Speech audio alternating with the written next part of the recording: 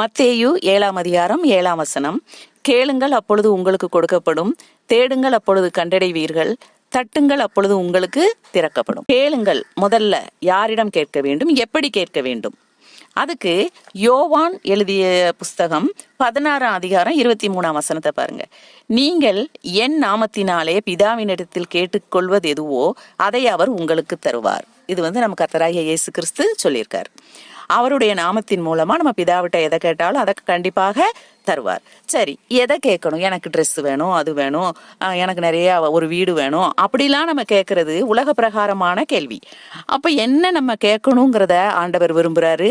எதை நம்ம கேட்கணும் அப்படிங்கிறத நம்ம இந்த பைபிள்ல தேடும்போது நீதிமொழிகள் 2ஆம் அதிகாரம் 1 to 6 வசனங்கள் பாருங்க.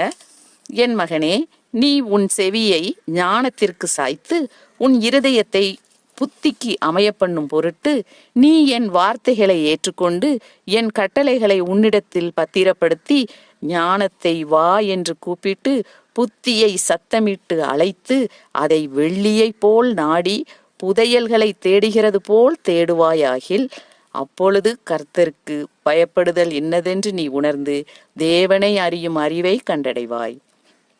என்ன செய்யணும்? நம்ம எதை கேட்கணும்? ஆண்டவர்கிட்ட ஞானத்தையும் புத்தியையும் கேட்கணும்.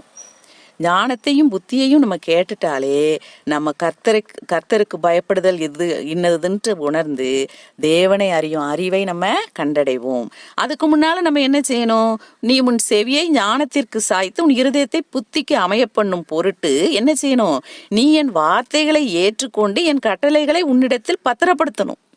கடவுளுடைய வார்த்தைகளை ஏற்றுக்கிட்டு அவருடைய கட்டளைகள் எல்லாம் நம்ம வாழ்க்கையில கடைபிடிச்சுக்கிட்டு அவரை நோக்கி ஞானத்தையும் அறிவையும் நம்ம என்ன செய்யணும்? புத்தியையும் கேட்க வேண்டும்.